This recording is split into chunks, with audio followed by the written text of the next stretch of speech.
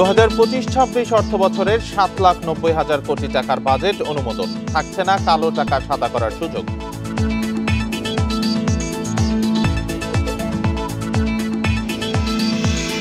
দেশের সার্বভৌমত্ব রক্ষায় নৌবাহিনীর নবীন কর্মকর্তাদের প্রস্তুত থাকার আহ্বান। চট্টগ্রাম নেভাল একাডেমির অনুষ্ঠানে সেনাপ্রধান।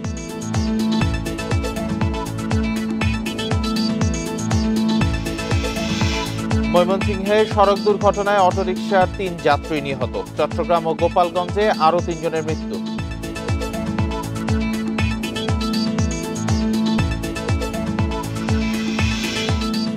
করোনার প্রকোপ বাড়লেও রাজশাহী বিভাগের অনেক জেলায় নেই পরীক্ষার ল্যাব। শনাক্ত না হওয়ায় সংক্রমণ বাড়ার শঙ্কা।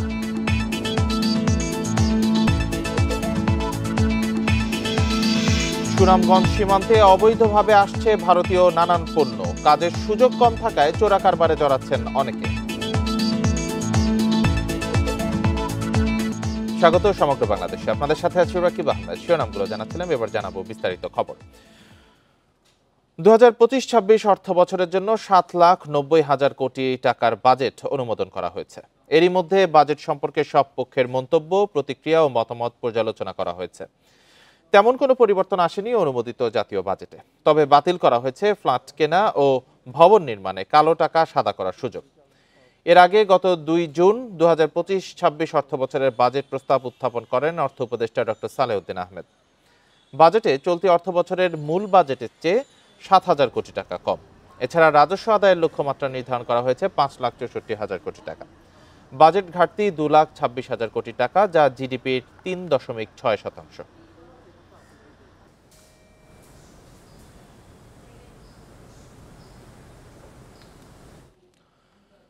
নৌবাহিনীর নবীন কর্মকর্তাদের সার্বভৌমত্ব রক্ষায় প্রস্তুত থাকার আহ্বান জানিয়েছেন সেনাপ্রধান জেনারেল ওয়াকারুজ্জামান। সকালে চট্টগ্রাম নেভাল একাডেমিতে আয়োজিত নৌবাহিনীর কুচকাওয়াজে এই আহ্বান জানান তিনি।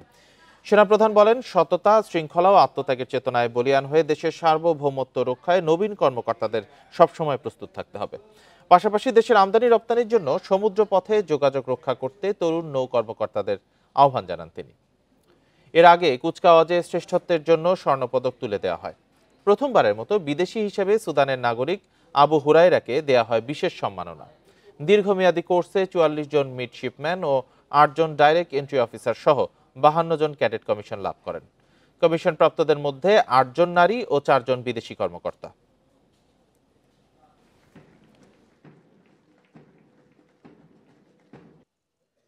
মাতৃভূমির স্বাধীনতা ও সার্বভৌমত্ব রক্ষা হবে তোমাদের জীবনের প্রথম এবং প্রধানতম ব্রত। সি লাইন অফ কমিউনিকেশনকে রক্ষা করা অত্যন্ত গুরুত্বপূর্ণ। আমাদের দেশ আমদানি রপ্তানি নির্ভর একটা দেশ। এই দেশের সি লাইন অফ কমিউনিকেশন রক্ষার দায়িত্ব তোমাদের। ময়মনসিংহ, চট্টগ্রাম ও গোপালগঞ্জে সড়ক দুর্ঘটনায় নিহত হয়েছেন 6 জন, আহত হয়েছেন আরও 15 জন। ময়মনসিংহে তারাকান্দায় সিএনজি অটোরিকশার 3 যাত্রী নিহত হয়েছেন।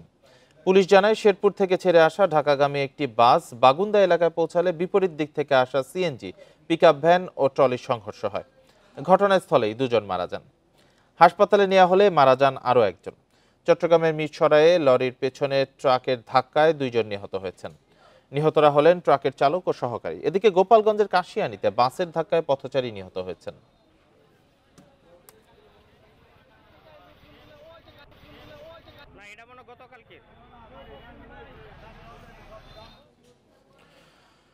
রাজশাহী বিভাগের চাঁপাইনবাবগঞ্জ, নাটোর ও জয়পুরহাটে করোনা পরীক্ষার ল্যাব নেই। নওগাঁ, বগুড়া, পাবনা ও সিরাজগঞ্জে ল্যাব থাকলেও তা বন্ধ। পরীক্ষা করা যায় শুধু রাজশাহী মেডিকেলে। এমন বাস্তবতায় পরীক্ষার অভাবে অনেকের করোনা শনাক্ত হচ্ছে না বলে ধারণা করছেন চিকিৎসা সংশ্লিষ্টরা। গত প্রায় 1 মাস ধরে প্রতিদিনই নতুন করোনা রোগী শনাক্ত হচ্ছে রাজশাহীতে। এজন্য রাজশাহী মেডিকেলে ফের চালু করা হয়েছে করোনা ইউনিট। করোনা পরীক্ষার জন্য আসা মানুষের বেশিরভাগই রাজশাহী জেলার, আসছেন বাইরের জেলা থেকেও। এই মেডিকেলে গত 1 মাসে 300 জনের নমুনা পরীক্ষায় শনাক্তের হার প্রায় 25%।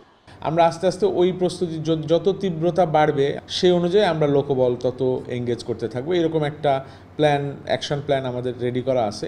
ভ্যাকসিন দেওয়া হয়েছে এবং আগে কয়েকটা ওয়েভ হওয়াতে মোটামুটি সবাই ক্লিনিক্যালি সাবক্লিনিক ইনফেকশন হয়েছে এবং আমাদের রোগ প্রতিরোধ ক্ষমতা বেড়েছে। মানুষও সচেতন হয়েছে এবং কখন কী করছে মানুষ নিজেরাও জানে, ফলে আমাদের মধ্যে আর সেটা নিয়ে আতঙ্কিত হওয়ার মতো কিছু নাই। করোনা নিয়ে দেশজুড়ে আলোচনা চললেও এই বিভাগের নওগাঁ, বগুড়া, সিরাজগঞ্জ ও পাবনায় পরীক্ষা হচ্ছে না। ল্যাবের যন্ত্রপাতি নষ্ট আর লোকবলের অভাবে বন্ধ রয়েছে কার্যক্রম। আধুনিক হাসপাতালে করোনা ভাইরাসের জন্য কোনো রকম প্রস্তুতি নাই। করোনা পরীক্ষার জন্য যে কিট প্রয়োজন হাসপাতালগুলোতে এখন পর্যন্ত সেই কিটগুলো সরবরাহ করা হয়নি। এদিকে চাঁপাইনবাবগঞ্জ, জয়পুরহাট ও নাটোরে কোনো ল্যাবই নেই। যদিও সংশ্লিষ্টরা বলছেন স্থানীয়ভাবে করোনা পরীক্ষার জন্য স্বাস্থ্য অধিদপ্তরে জানানো হয়েছে। দ্রুত এই সুবিধা পাওয়া যাবে বলে আশা তাদের। করোনা রোগী শনাক্তের জন্য আমরা স্বাস্থ্য মন্ত্রণালয় এবং অধিদপ্তরের সাথে যোগাযোগ করেছি। তারা আমাদের এই পরীক্ষা নিরীক্ষার ব্যবস্থা অচিরে আমাদের এখানে ব্যবস্থার যে প্রয়োজনীয় জিনিসপত্র সেগুলো সরবরাহ করবেন বলে আমাদেরকে চাহিদা নিয়েছেন এবং জানিয়েছেন। রাজশাহী বিভাগের জেলাগুলোই মের শেষ সপ্তাহ থেকে 20 জুন পর্যন্ত করোনায় কোনো মৃত্যু ঘটেনি, তবে সংক্রমণ ছড়াচ্ছে। এছাড়া পরীক্ষার অভাবে অনেকের এ রোগ শনাক্ত হচ্ছে না বলেও ধারণা চিকিৎসা সংশ্লিষ্টদের। Ahsan Habib, Apu, independent news, Rajshahi. সুনামগঞ্জ সীমান্ত দিয়ে ভারত থেকে প্রতিদিনই অবৈধভাবে আসছে বিপুল পরিমাণ পণ্য। এলাকায় কাজের সুযোগ কম থাকায় অনেকে চোরা কারবারে জড়িয়ে পড়ছেন বলছেন স্থানীয়রা। এদিকে সীমান্ত অঞ্চলে যোগাযোগ ব্যবস্থা ভালো না থাকায় অভিযান চালাতে হিমশিম খান বিজিবি সদস্যরা। গত 6 মাসে প্রায় 30 কোটি টাকার চোরাচালানের পণ্য আটক করেছে বিজিবি। সীমান্তরক্ষী বাহিনী বিজিবির চোখ ফাঁকি দিয়ে এভাবেই ভারত থেকে দেশে আনা হচ্ছে চিনি, কয়লা, ওষুধ, কাপড়, প্রসাধনী, এমনকি মাদকদ্রব্য। সুনামগঞ্জের 6 উপজেলার মধ্যে সদর, দোয়ারাবাজার ও তাহিরপুরের 25টি পয়েন্টে সবচেয়ে বেশি চোরাচালান হয়। স্থানীয়রা বলছেন, সীমান্তবর্তী প্রত্যন্ত এলাকায় কাজের সুযোগ কম থাকায় অনেকেই ঝুঁকছেন চোরা কারবারে। বিজিবির অভিযানে পণ্য জব্দ হলেও মূল অপরাধীরা থাকছেন ধরাছোঁয়ার বাইরে। যে যারা এই চোরাচালানের সাথে যুক্ত শ্রমিকরা তাদেরকে চিহ্নিত করে তাদেরকে অন্যান্যভাবে অন্য পেশায় বা সরকারের তরফ থেকে পুনর্বাসন করার একটা ব্যবস্থা উদ্যোগ তারা নিতে পারেন। সীমান্ত এলাকার যোগাযোগ ব্যবস্থাকে আরও উন্নত করতে হবে এবং বিজিবির লোকবল বাড়াতে হবে। তো আমার কাছে মনে হয় বিজিবি এই জায়গাতে আরও কঠোর হওয়া প্রয়োজন এবং সীমান্ত যে টহলটা বা যে বিষয়টা এটা আরও জোরদার করা জরুরি। সুনামগঞ্জের 90 কিলোমিটার সীমান্তে রয়েছে 28 বিজিবি ব্যাটালিয়নের 19টি বিওপি। সীমিত জনবলের পাশাপাশি এলাকার যোগাযোগ ব্যবস্থা ভালো না হওয়ায় অভিযান চালাতে বেগ পেতে হয় বিজিবি সদস্যদের। আমাদের লোক জনবল বিভিন্ন জায়গাতে বৃদ্ধি করেছি এবং বিপি যদি আমরা আরও কিছু বৃদ্ধি করতে পারি সেক্ষেত্রে আমাদের যে আভিযানিক কার্যক্রম সেটি আরও আমরা ত্বরান্বিত করতে পারবো। চোরাচালানের সাথে জড়িতরা অন্য পেশায় আসতে চাইলে দক্ষতা অনুযায়ী তাদের কর্মসংস্থানের ব্যবস্থা করা হবে, জানালেন জেলা প্রশাসক। তারা যদি আমাদের বলে যে এই বিষয়ে আমার দক্ষতা আছে, এই কাজটা আমি করতে চাই, সেটা যদি তারা আমাদের জানান, আমরা উপযুক্ত প্রশিক্ষণের এবং কর্মসংস্থানের জন্য আমাদের যে সাধ্য আছে, আমাদের সাধ্যের মধ্যে যে উদ্যোগ নেওয়া সম্ভব সেই উদ্যোগ আমরা নিই। গত 6 মাসে জেলার বিভিন্ন সীমান্তে প্রায় 30 কোটি টাকার ভারতীয় পণ্য আটক হয়েছে। চোরাচালান বন্ধে অভিযান অব্যাহত আছে, জানিয়েছে বিজিবি। Independent news. রাজশাহী বিভাগের চাঁপাইনবাবগঞ্জ, নাটোর ও জয়পুরহাটে করোনা পরীক্ষার ল্যাব নেই। এ বিষয়ে আরো জানাতে রাজশাহী থেকে যুক্ত হয়েছেন সহকর্মী আহসান হাবিব।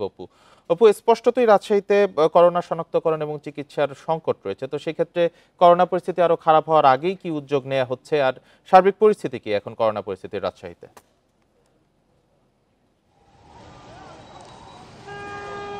করোনা পরিস্থিতি আসলে গত কয়েক বছর ধরেই 19-এর পর যেটি খুব উচ্চমাত্রায় আসলো, এরপরে যখন কমতে লাগলো তারপর থেকে কিন্তু করোনা পরিস্থিতি একেবারেই স্বাভাবিক হয়ে গেছিল। রাজশাহীতে গত মাসের 27 তারিখ পর্যন্ত করোনার কোনো রোগী শনাক্ত হয়নি, তবে 27 তারিখের প্রথম যেদিন করোনা ধরা পড়লো এরপর থেকে প্রতিদিনই করোনা রোগী শনাক্ত হচ্ছে এবং নমুনা পরীক্ষার সংখ্যাটাও কিন্তু বেড়েছে এই কয়েকদিনে। আমরা এই যে প্রায় 1 মাসের কাছাকাছি এই সময়ের মধ্যে রাজশাহী মেডিকেল কলেজে শুধুমাত্র যে করোনা নমুনা পরীক্ষা করা হচ্ছে বিভাগের মধ্যে, এইখানেই নমুনা পরীক্ষা করা হচ্ছে এবং এইখানে যে নমুনাগুলো পরীক্ষা করা হচ্ছে সেগুলো সাধারণত রাজশাহী বা আশপাশের মানুষ, আর এর বাইরে হাসপাতালে অনেকেই চিকিৎসা নিতে আসার পর যখন উপসর্গ দেখা দিচ্ছে তখন চিকিৎসা এইখানে পরীক্ষা করা হচ্ছে। তো এই জায়গাতে আমরা যেটি দেখছি যে আজকে পর্যন্ত এই মৌসুমে যেটি করোনার মোট 365 জনের করোনা নমুনা পরীক্ষা করা হয়েছে, এর মধ্যে 71 জনের করোনা ধরা পড়েছে। আর রাজশাহী মেডিকেল কলেজ হাসপাতালে এখানে ভর্তি আজকে একজন রোগী আছে, মোট 7 জন রোগী এখানে রাজশাহী মেডিকেল কলেজ হাসপাতালের যে করোনা ইউনিট সেখানে চিকিৎসা নেওয়া হলো। এইখানে একটি কথা খুবই আলোচিত হচ্ছে, যেটি হচ্ছে যে করোনা চিকিৎসার ব্যবস্থা যাই থাক, কিন্তু করোনা পরীক্ষার কোনো ব্যবস্থা না থাকার কারণে কিন্তু আসলে মানুষ জানতেই পারছে না যে করোনা আক্রান্ত কেউ হচ্ছে কি হচ্ছে না। এই সময়টাতে দেখা যাচ্ছে অনেকেই জ্বর বা করোনার যেসব লক্ষণ সেগুলোতে আক্রান্ত হচ্ছে, সেগুলো দেখা যাচ্ছে। কিন্তু বিশেষ করে রাজশাহীর বাইরের যেসব জেলা সেগুলোতে আমরা খোঁজ নিয়ে যেটি জানতে পেরেছি যে সাধারণ মানুষ শঙ্কা করছে অনেকের মধ্যে যে হয়তো করোনা হয়ে থাকতে পারে, কিন্তু যেহেতু অন্যান্য জায়গায় নাটোর, সিরাজগঞ্জ বা অন্যান্য জায়গা থেকে এসে রাজশাহীতে নমুনা দিতে আসার ব্যাপারটি যেহেতু যে সব জায়গাতে যদি করোনা পরীক্ষা করার যে ব্যাপারটি সেটি যদি নেওয়া যায় তাহলে একদিকে যেমন করোনা শনাক্তের একদিকে যেমন করোনা শনাক্তের যে বিষয়টি সেটি যেমন সহজ হবে এবং নিশ্চিত হওয়া যাবে যে কে করোনা আক্রান্ত। এর ফলে যেটি সুবিধা হবে যে নতুন করে বিস্তার ঘটার যে ভয়টি তৈরি হয়েছে সেটি হয়তো কমে আসবে। এবং আমরা সবসময় বলছি, স্বাস্থ্য বিভাগও বলছে যে বিশেষ করে করোনার বিষয়ে সচেতন থাকতে বলছে এবং এই বিষয়গুলোতে তারা যেটি নজর দিতে বলছে যে ছড়িয়ে না পড়ে এই জন্য স্বাস্থ্যবিধি মানতে বলছেন। কিন্তু সাধারণ মানুষের মধ্যে প্রশ্ন যে করোনার পরীক্ষা করার বিষয়টি যদি সহজলভ্য না হয় তাহলে তো এইটি বিস্তার ঘটার যথেষ্ট শঙ্কা আছে এবং চিকিৎসা সংশ্লিষ্ট ব্যক্তিরাও এই শঙ্কাটাই করছে যে হয়তো এই করোনা এখনকার যে করোনা দেখা যাচ্ছে সেটিতে হয়তো ভয়ঙ্কর খারাপ অবস্থায় না হচ্ছে, কিন্তু আক্রান্ত হওয়ার যে বিষয়টি সেটি যদি ছড়িয়ে পড়ে তাহলে হয়তো মানুষের মধ্যেও এক ধরনের উদ্বেগ উৎকণ্ঠাও তৈরি করতে পারে। সেই অবস্থায় আসলে সব মহলের পক্ষ থেকে বলা হচ্ছে এই বিষয়গুলোকে সহজ করা। আরেকটি তথ্য একটু দিয়ে রাখি যে আসলে করোনার ল্যাব যেগুলোতে হয়েছিল রাজশাহী বিভাগের যে 5টি জায়গাতে করোনা ল্যাব তৈরি হয়েছিল সেগুলো সবকিছু থাকার পরেও কিন্তু রাজশাহী বাদ দিয়ে বাকিগুলোতে কিন্তু করোনা পরীক্ষা করার সেই ব্যবস্থা নেই। নাটোর, চাঁপাইনবাবগঞ্জ এগুলোতে যে 3টি জেলায় সেখানে হয়তো করোনা ল্যাবই নেই, সেগুলোতে নতুন করে পরীক্ষা করতে অনেক বেশি প্রস্তুতির ব্যাপার আছে। কিন্তু যেসব জায়গাগুলোতে সবগুলো ল্যাব আছে, প্রস্তুতি সবই আছে, সেখানে হয়তো শুধুমাত্র কিটের অভাবে করতে পারতেছে না, অথবা কোনো জায়গায় লোকবলের সংকট থাকার কারণে এই পরীক্ষাগুলো হচ্ছে না। সবকিছু মিলিয়ে মূলত স্বাস্থ্য বিভাগ যে বক্তব্যগুলো দিচ্ছে তার প্রেক্ষিতে একটি জিনিসের দাবি উঠছে যে বিশেষত কার্যকর ব্যবস্থাগুলো নেওয়া এই মুহূর্তে খুবই জরুরি। বিশেষ করে করোনা যাতে আবারও নতুন করে ছড়িয়ে না পড়ে ব্যাপক হারে, এটির জন্য পরীক্ষা করার ব্যাপারটি নিশ্চিত করার দাবি করছে। করোনা পরিস্থিতি নিয়ে রাজশাহী থেকে জানাচ্ছিলেন সহকর্মী আহসান হাবিব অপু। আকাশে মেঘ জমলেই আতঙ্ক দেখা দেয় কুমিল্লার গোমতী নদী তীরের বাসিন্দাদের মধ্যে। গত বছরের ভয়াবহ বন্যার ক্ষত না শুকাতেই এবছর আবারও বৈরী আবহাওয়া দেখা যাচ্ছে। সাগরে নিম্নচাপ বা টানা বৃষ্টির পূর্বাভাস দেখলেই কপালে পড়ছে শঙ্কার ভাঁজ। তবে পানি উন্নয়ন বোর্ড বলছে আতঙ্কিত না হয়ে সবাইকে সতর্ক থাকতে হবে। টানা বৃষ্টি হলেই বন্যার আশঙ্কায় থাকেন গোমতী নদী পাড়ের বাসিন্দারা। গেল বছর অতিবৃষ্টি ও ভারতের বাঁধ খুলে দেওয়ায় হঠাৎই বিপদসীমা অতিক্রম করেছিল পানির উচ্চতা। 2024 সালের 22 আগস্ট রাতে গোমতী নদীর পানি 113 সেন্টিমিটার উপরে উঠে যায়। বাঁধ ভেঙে ডুবে যায় শতাধিক গ্রাম, ফসলি জমি। ঘর ছেড়ে বিভিন্ন জায়গায় আশ্রয় নিতে হয় ওই এলাকার বাসিন্দাদের। নদীর ভিতরে যারা আছে তারা কিন্তু আতঙ্ক এখনই আরম্ভ হয়ে গেছে। যখন বৃষ্টি হইতে আছে তারা কিন্তু আতঙ্ক দিন দিন বাড়তে আছে। ভয় তো লাগবে, ভয় দিয়ে কি করে থাকতে হইব, অবশ্যই অনেক। কোথায় যাব, যাবার জায়গা নেই। আমরা খুব আতঙ্কের মধ্যে, রাতে ঘুম হয় না আমাদের। আমরা খুব টেনশনে আছি এগুলো নিয়ে, কখন ঘুমতে পানি বেড়ে যায়, কখন আমাদের ঘরবাড়ি আবার চলে যায় আগের মতন। তবে এবার আগেভাগেই সতর্ক প্রশাসন। পানি উন্নয়ন বোর্ড বলছে এখনো গোমতী নদীর পানি বিপদসীমা ছাড়িয়ে যাওয়ার আশঙ্কা নেই। মেরামত করা হয়েছে বুড়বুড়িয়া বাঁধ, চলছে অন্য বাঁধগুলোর কাজও। আপাতত এই সপ্তাহ বা এক দুই সপ্তাহের মধ্যে নাই, কিন্তু আসলে ওই অগাস্ট মাসে কি হবে বা বর্ষাকালে পুরোপুরি ভরা বর্ষা কী হবে এই ফোরকাস্টিং তো এত আগে দেওয়া সম্ভব না। তবে আমাদের আগে গোমতী সিস্টেমে ফোরকাস্টিং সিস্টেমটা ছিল না, এবার নতুন করে ইন্ট্রোডিউস করা হয়েছে। আমরা পূর্বাভাস পাবো আগেভাগে। প্রশাসন বলছে এবছর নদীর পানির উচ্চতা সম্পর্কে নিয়মিত তথ্য দেয়া হচ্ছে স্থানীয়দের। সেই সঙ্গে দুর্যোগ মোকাবেলায় প্রস্তুতিও নেওয়া হয়েছে। যে অংশগুলোতে আমরা মনে করছি যে আশঙ্কা রয়েছে বন্যার পানি ঢোকার, সেই অংশগুলো আমরা ভিজিট করেছি এবং মেইনটেনেন্স কার্যক্রম আমরা ওখানে আগে থেকে নিয়েছি এবং যেন বন্যার পানি প্রবেশ করতে না পারে বাঁধ ভেঙে আমরা সতর্ক রয়েছি এই বিষয়ে। উপকূলীয় জেলা না হলেও এখন কুমিল্লার মানুষ প্রতিদিনই নজর রাখছে আবহাওয়ার খবরের দিকে। Independent news. মুহুরী নদীর বেড়িবাঁধের ভাঙা অংশে মেরামতের কাজ চলছে। সকাল থেকে ফেনীর ফুলগাজী উপজেলার সদর ইউনিয়নের বণিকপাড়া এলাকায় ২০ মিটার ভাঙা অংশের সংস্কার কাজ শুরু করে পানি উন্নয়ন বোর্ড। পাউবো জানায় ভারী বর্ষণ বন্ধ থাকায় ও নদীতে পানি কমায় মুহুরী নদীর ২০ মিটার ভাঙন অংশে মেরামতে জিও ব্যাগ ও বালুর বস্তা ফেলা হয়েছে। ক্ষতিগ্রস্ত অংশে ড্রেজিংয়ের ব্যবস্থাও করা হচ্ছে। সন্ধ্যার মধ্যে ভাঙন অংশের মেরামতের কাজ শেষ হবে। এছাড়া কহুয়া ও সিলোনিয়া নদীতে টেকসই বাঁধ নির্মাণে নতুন একটি প্রকল্প হাতে নেওয়া হয়েছে। এর আগে গত বৃহস্পতিবার রাতে টানা বৃষ্টি ও পাহাড়ি ঢলে বণিকপাড়া গ্রামের মুহুরী নদীর বন্যা নিয়ন্ত্রণ বেড়ি বাঁধের একটি স্থান ও সিলোনিয়া নদীর গোসাইপুর এলাকা অংশে বাঁধ ভেঙে যায়। এতে উপজেলার ৫টি গ্রাম প্লাবিত হয়।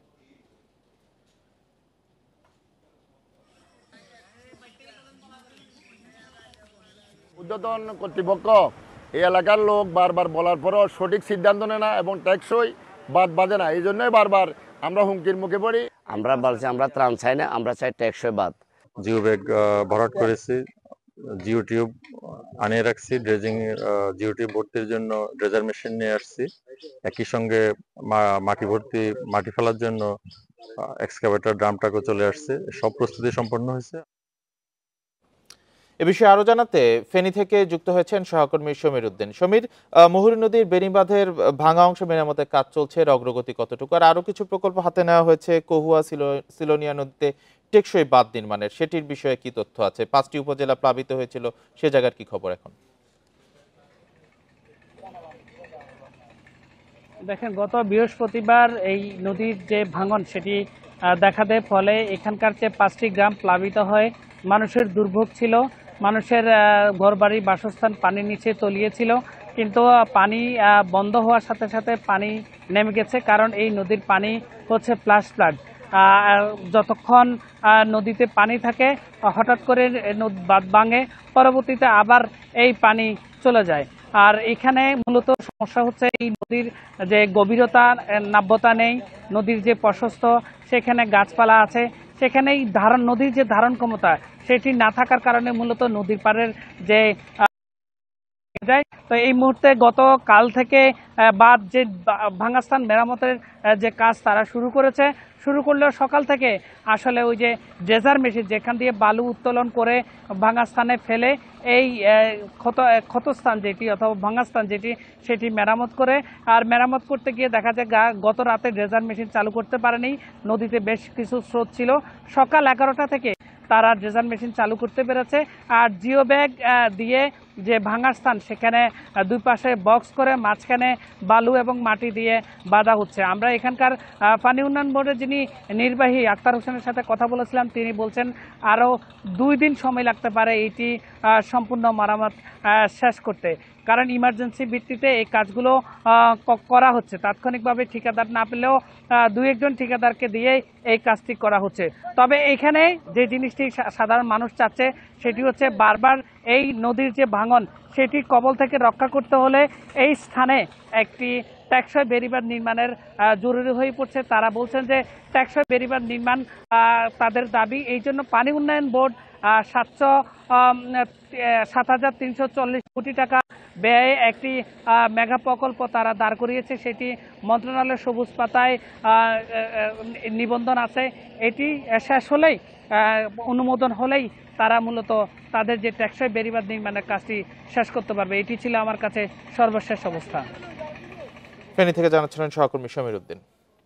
নিবন্ধনের আবেদন জমা দিতে নির্বাচন কমিশনে এসেছে নতুন রাজনৈতিক দল এনসিপির একটি প্রতিনিধি দল। সরাসরি চলে যাচ্ছি সেখানে। আর কিছুক্ষণ পরে করব আমাদের অন্যান্য নেতৃবৃন্দ আসার পরে। আমরা শুধুমাত্র একটা জিনিস আপনাদেরকে জানাতে চাই যে জাতীয় নাগরিক পার্টি এনসিপি জনগণের দল হিসেবে, জনগণের পক্ষের শক্তি হিসেবে অভ্যুত্থানকে ধারণ করে বাংলাদেশের যে নতুন রাজনীতি চর্চা করতে চেয়েছে, সেই রাজনীতির ডাকে সাড়া দিয়ে সারা দেশের মানুষের এনসিপির সঙ্গে যুক্ত হয়েছেন। তাদের সকলের সদস্য ফর্মগুলো, আমাদের কমিটিগুলো সম্পূর্ণ আমরা জাতীয় নাগরিক পার্টির পক্ষ থেকে নির্বাচন কমিশনে এগুলো আমরা দাখিল করছি। সাংবাদিক বন্ধুগণ, জাতীয় নাগরিক পার্টি এনসিপি দলের প্রতীক হিসাবে নির্বাচন কমিশনে আবেদন দাখিল করেছে। সেখানে প্রতীককে দলের প্রতীক হিসাবে আমরা আবেদন করেছি, কিন্তু আমাদের দলের প্রতীক হিসাবে নির্বাচন কমিশনের থেকে আমাদের প্রত্যাশা হলো নির্বাচন কমিশন দলের প্রতীক হিসাবে আমাদেরকে শাপলা বরাদ্দ প্রদান করবে। অন্য দলের প্রতীক হিসেবে আমরা শাপলা চেয়েছি। আমরা করব নির্বাচন কমিশন জাতীয় নাগরিক পার্টি এনসিপি কে তাদের দলের প্রতীক হিসেবে আমাদের দলের প্রতীক হিসেবে আমাদেরকে বরাদ্দ প্রদান করবে।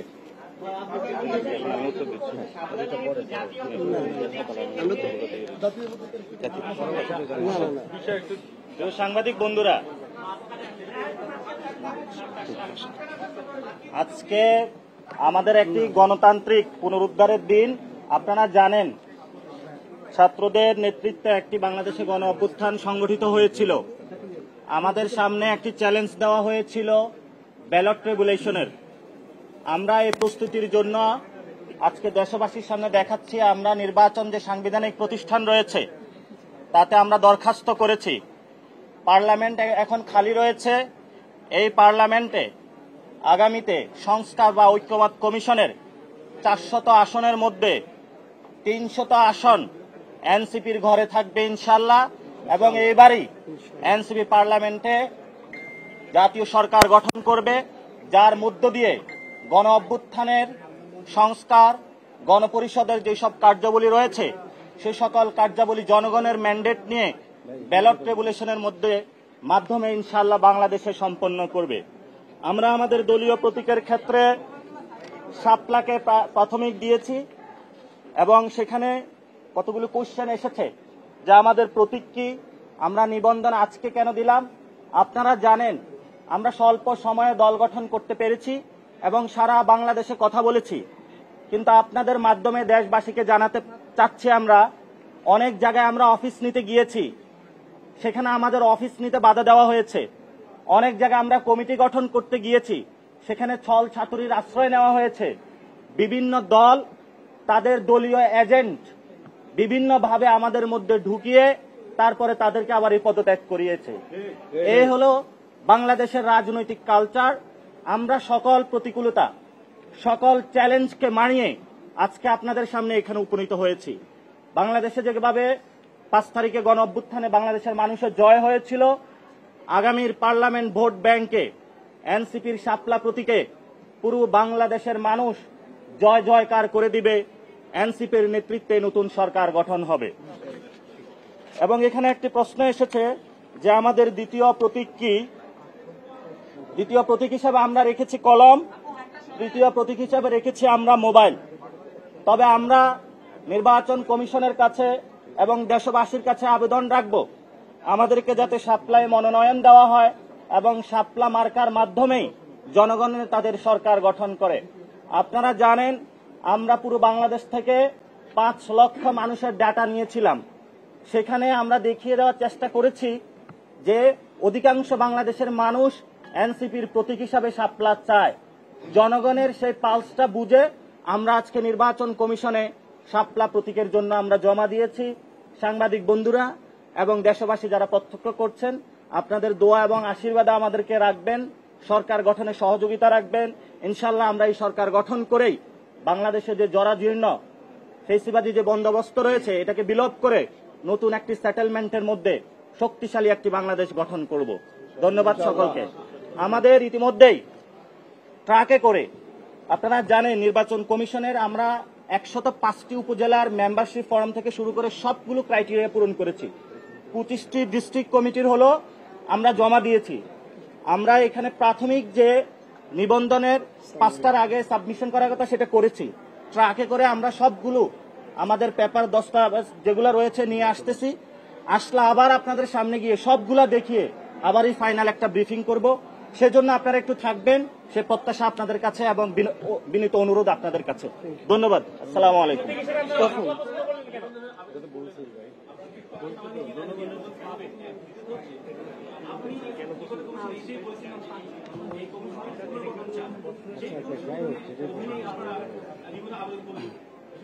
ইলেকশন কমিশন একটি সাংবিধানিক প্রতিষ্ঠান, কিন্তু এই সাংবিধানিক প্রতিষ্ঠানকে গত 15 বছরে ধ্বংস করা হয়েছে। কিন্তু সাংবিধানিক প্রতিষ্ঠানে যারা ব্যক্তিবর্গ রয়েছে তাদের যেমন পুনর্গঠন করতে হবে, নিয়ম নীতির পরিবর্তন করতে হবে। কিন্তু দ্যাট ডাজন্ট মিন যে ইলেকশন কমিশন বাংলাদেশ থেকে উধাও হয়ে গিয়েছে। এই কমিশনকে আমরা পুনর্গঠন করতে চাই, শক্তিশালী করতে চাই, জনগণের ভোটাধিকার প্রয়োগ আমরা বুঝিয়ে দিতে চাই। সে প্রক্রিয়ায় কিন্তু আমরা আজকে এসেছি। এর মধ্যে আমরা বলে যেতে চাই, আমরা আজকেও বলছি ইলেকশন কমিশন পুনর্গঠন প্রয়োজন এবং এই সাংবিধানিক প্রতিষ্ঠানটা নতুনভাবে বাংলাদেশের আশা আকাঙ্ক্ষার প্রতীক হিসাবে তুলে ধরা প্রয়োজন। আর সেকেন্ড কোশ্চেনটা, নিবন্ধনের যেসব ক্রাইটেরিয়া ইলেকশন কমিশন থেকে দিয়েছে, দিনরাত পরিশ্রম করে আমরা সবকিছু জমা দিয়েছি এবং জনগণের সামনে আমরা উত্থাপন করেছি। পাড়ায় মহল্লায় আমরা ঘুরেছি, পথসভা করেছি, জনগণের কাছে গিয়েছি। প্রতিষ্ঠা বার্ষিকীর মধ্য দিয়ে আমরা জানান দিয়েছি বাংলাদেশে এনসিপি বড় একটি রাজনৈতিক দল হিসেবে বিরাজ করে।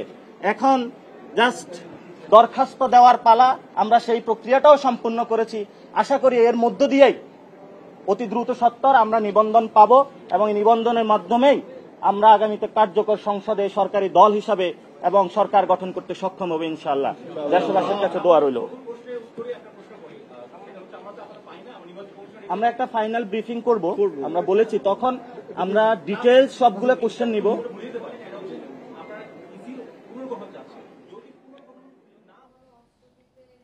নিবন্ধনের আবেদন জমা দিতে নির্বাচন কমিশনে এনসিপির একটি প্রতিনিধি দল এসেছে, সেখানে তারা কথা বলছেন সাংবাদিকদের সামনে, সরাসরি দেখছিলাম সেটি। আগামী জাতীয় নির্বাচন পুলিশ বাহিনীর কলঙ্ক মোছার নির্বাচন হবে বলে মন্তব্য করেছেন পুলিশের অতিরিক্ত আইজিপি আবু নাসের মোহাম্মদ খালেদ। সকালে টাঙ্গাইলের মহেরা পুলিশ ট্রেনিং সেন্টারে ৫৫তম টিআরসি সমাপনী কুচকাওয়াজ অনুষ্ঠানে প্রধান অতিথির বক্তব্যে তিনি এসব কথা বলেন। এ সময় নতুন পুলিশ সদস্যদের উদ্দেশ্যে তিনি বলেন, বৈষম্য বিরোধী ছাত্র আন্দোলন চোখে আঙুল দিয়ে পুলিশের ভুলগুলো ধরিয়ে দিয়েছে। পুলিশ নিয়ে সাধারণত মানুষের যে ভুল ধারণা রয়েছে তা ভালো কাজের মাধ্যমে প্রমাণ করতে হবে। আগের যে কোনো সময়ের চেয়ে বর্তমানে পুলিশ বাহিনীকে আরও যুগোপযোগী করে গড়ে তোলা হয়েছে। সমাপনী কুচকাওয়াজে ৮১৭ জন সদস্য অংশ নেন। আগামী নির্বাচনকে সুস্থ সুন্দর করার জন্য সকল বাহিনী, সকল স্তরের কর্মকর্তা, জনসাধারণকে নিয়ে এই বাংলাদেশে আমরা একটা সুন্দর নির্বাচন উপহার দিতে পারব। গাজীপুরের গাছা থানায় দায়ের করা ৩টি হত্যা মামলায় সাবেক আইনমন্ত্রী আনিসুল হক, সাবেক খাদ্যমন্ত্রী মোহাম্মদ কামরুল ইসলাম সহ ৪ জনকে কারাগারে পাঠানোর নির্দেশ দেয় আদালত। সকালে গাজীপুর মেট্রোপলিটন আদালত ৩-এর বিচারক ওমর হায়দার এ নির্দেশ দেন। এর আগে কারাগার থেকে তাদের কড়া নিরাপত্তায় আদালতে হাজির করা হয়। তাদের গাজীপুর আদালতে হাজির করা হয়। বৈষম্য বিরোধী ছাত্র জনতার গণঅভ্যুত্থানের সময় গাজীপুরের গাছা এলাকায় ৬ জন নিহত হন। এ ঘটনায় আলাদা ৩টি হত্যা মামলা দায়ের করা হয়।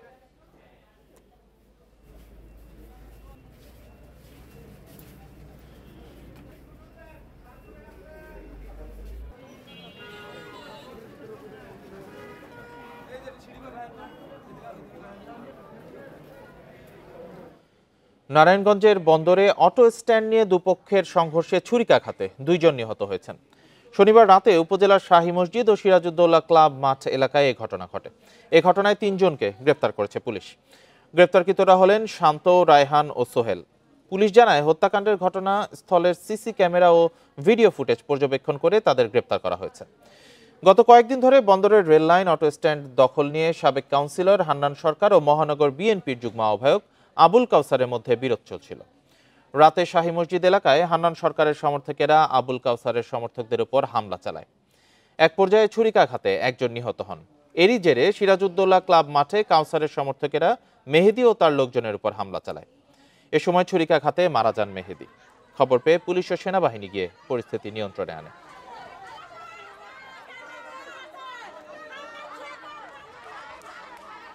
বগুড়ায় সাবেক যুবলীগ নেতা আব্দুল মতিন সরকারকে হত্যাসহ একাধিক মামলায় ৬ দিনের রিমান্ড দিয়েছেন আদালত। দুপুরে কড়া নিরাপত্তার মধ্যে দিয়ে তাকে বগুড়ার সিনিয়র জুডিশিয়াল ম্যাজিস্ট্রেট আদালতে হাজির করা হয়। এ সময় আদালত চত্বরে মতিন ও তার সমর্থকদের উপরে চড়াও হয়ে ডিম, ইট পাটকেল ছড়ে বিক্ষুব্ধ জনতা। এর আগে শনিবার রাতে রাজধানীর বসিলার একটি বাসা থেকে আব্দুল মতিনকে গ্রেপ্তার করে পুলিশ। ৫ই আগস্ট সরকার পতনের পর থেকেই মতিন সরকার আত্মগোপনে ছিলেন। জুলাই আগস্টে অভ্যুত্থানে হত্যাসহ ডজন খানেক মামলার আসামি তিনি। এর আগেও তার বিরুদ্ধে একাধিক হত্যা, মাদক, অস্ত্র আইনে একাধিক মামলা ছিল।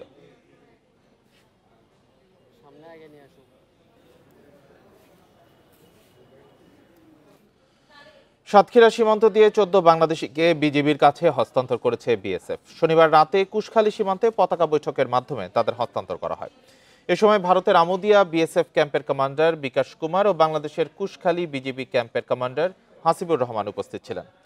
বিজিবি জানায় ওই 14 জন সাতক্ষীরা, ঢাকা সহ দেশের বিভিন্ন জেলার নাগরিক। তারা অবৈধভাবে ভারতে বসবাস করছিল। বিএসএফ তাদের আটক করে। আটককৃতরা বাংলাদেশি নাগরিক হওয়ায় আন্তর্জাতিক আইন মেনে হস্তান্তর করা হয়। রাতেই তাদেরকে সাতক্ষীরা সদর থানায় হস্তান্তর করা হয়েছে। আইনি প্রক্রিয়া শেষে স্বজনদের কাছে হস্তান্তর করা হবে।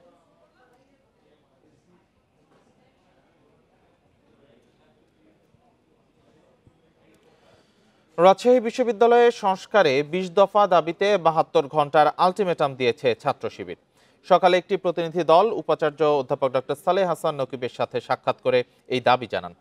এর মধ্যে একাডেমিক ও প্রশাসনিক, শিক্ষক নিয়োগ পদ্ধতি, আবাসন, খাদ্য ব্যবস্থাপনা সহ 20 দফায় 125টি সংস্কার প্রস্তাবনা দিয়েছেন তারা।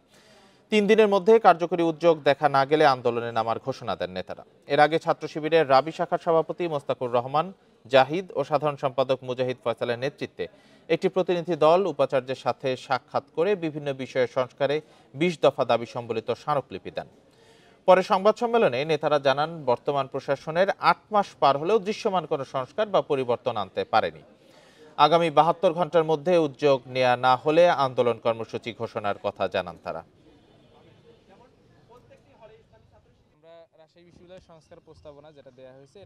আমরা যে শিক্ষার্থীদের একদম ন্যায্য দাবিগুলো আজকে উপস্থাপন করেছি, এটি যদি 72 ঘন্টা অর্থাৎ 3 দিনের মধ্যে যদি বিশ্ববিদ্যালয় প্রশাসন কোনো সুস্পষ্ট রোডম্যাপ যদি ঘোষণা না করে, তাহলে ইসলামী ছাত্র শিবির মাঠের আন্দোলনের দিকে যেতে বাধ্য হবে। দীর্ঘদিন ধরে শিক্ষার পরিবেশ, নিরাপত্তা ও অবকাঠামো সংকটের সমাধান না হওয়ায় 24 দফা দাবিতে আন্দোলনে নেমেছেন কারমাইকেল কলেজের শিক্ষার্থীরা। এ সময় রংপুর নগরীর লালবাগ সড়ক ও রেলগেট অবরোধ করে বিক্ষোভ করেন তারা। এতে যান চলাচল বন্ধ হয়ে নগরীতে তীব্র যানজটের সৃষ্টি হয়। সকাল থেকে কলেজের প্রশাসনিক ভবনের সামনে জড়ো হয়ে বিক্ষোভ, এরপর অধ্যক্ষের রুমে তালা দিয়ে অবরুদ্ধ করেন শিক্ষার্থীরা। তাদের অভিযোগ, শ্রেণীকক্ষে প্রয়োজনীয় সুবিধার অভাব, নতুন বিভাগ সংযোজন, পরিবহন সংকট, অস্বাস্থ্যকর ছাত্রী বিশ্রামাগার, নিরাপত্তাহীনতা সহ নানা সমস্যা রয়েছে এ প্রতিষ্ঠানে। এসব বিষয়ে কলেজ প্রশাসন কখনো কার্যকর পদক্ষেপ গ্রহণ করেনি। দাবি পূরণ না হলে আরো কঠোর কর্মসূচির ঘোষণার কথা জানান তারা।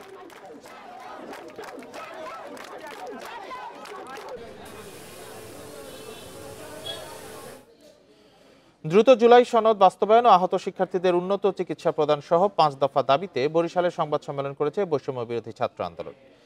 বেলা 11:30টার দিকে বরিশাল প্রেস ক্লাবে সংবাদ সম্মেলনের আয়োজন করে বৈষম্য বিরোধী ছাত্র আন্দোলনের জেলা কমিটি। দাবি করেন, গণঅভ্যুত্থানের 10 মাস পেরিয়ে গেলেও এখন পর্যন্ত জুলাই ঘোষণাপত্র দিতে পারেনি সরকার। আগামী 7 দিনের মধ্যে জুলাই ঘোষণাপত্র প্রকাশের দাবি জানান। এছাড়া গণহত্যার সঙ্গে জড়িতদের বিচার করা এবং আওয়ামী লীগের দোসরদের দ্রুত আইনের আওতায় আনার দাবি জানান নেতারা। এদিকে নীলফামারীতে দ্রুত বিচারের দাবি জানান শহীদ পরিবারের সদস্যরা। এছাড়া লক্ষ্মীপুরে জুলাই ঘোষণাপত্র, জুলাই সনদের দাবিতে সংবাদ সম্মেলন করেছে বৈষম্য বিরোধী ছাত্র আন্দোলনের আহত ও নিহত স্বজনরা।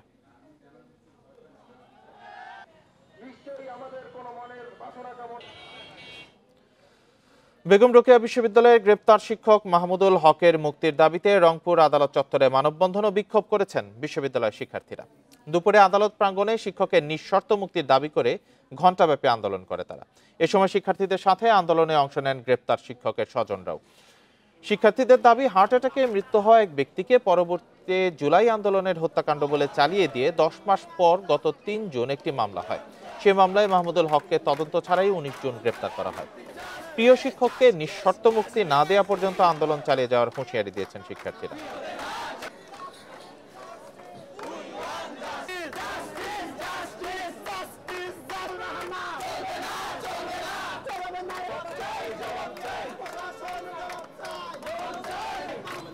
সেভাবে যেন কূটনীতিকের মাধ্যমে অথবা আরেকটি টেলিফোনের মাধ্যমে আমার সহযোদ্ধা যারা এখনো জেলখানায় বন্দী আছে তাদেরকে যেন আরেকবার ছাড়িয়ে নিয়ে আসে। জুলাই সনদের মধ্যে আমাদের নামটা অন্তর্ভুক্ত করা এবং প্রবাসী যোদ্ধা হিসেবে স্বীকৃতি দেওয়া।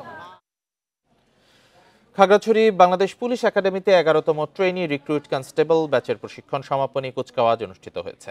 সকালে খাগড়াছড়ি এপিবিএন ও বিশেষায়িত ট্রেনিং সেন্টারে প্যারেড গ্রাউন্ডে কুচকাওয়াজ অনুষ্ঠানের আয়োজন করা হয়। প্রশিক্ষণ সমাপনী কুচকাওয়াজ অনুষ্ঠানে প্রধান অতিথি হিসেবে উপস্থিত ছিলেন Bangladesh police telecom additional inspector general AKM আওলাদ হোসেন। এ সময় নবীন পুলিশ সদস্যদের উদ্দেশ্যে তিনি বলেন, কোনো প্রকার অন্যায়কে প্রশ্রয় না দিয়ে বৈষম্যহীনভাবে জনগণের জন্য কাজ করতে হবে।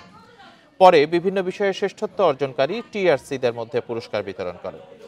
সমাপনী কুচকাওয়াজে 170 জন টিআরসি অংশ নেন।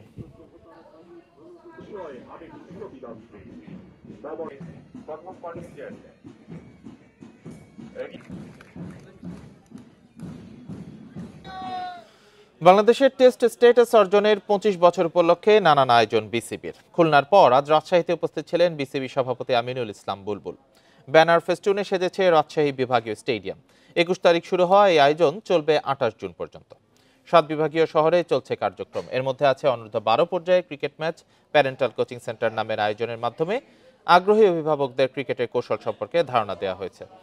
একই সাথে স্কুল, কলেজ ও বিশ্ববিদ্যালয়গুলোর শিক্ষার্থীদের জন্য পেসার ও স্পিনার হান্টেরও আয়োজন চলছে। রাজশাহী ক্রিকেটের কার্যক্রম বাড়ানোর ঘোষণা দিয়েছেন বিসিবি সভাপতি।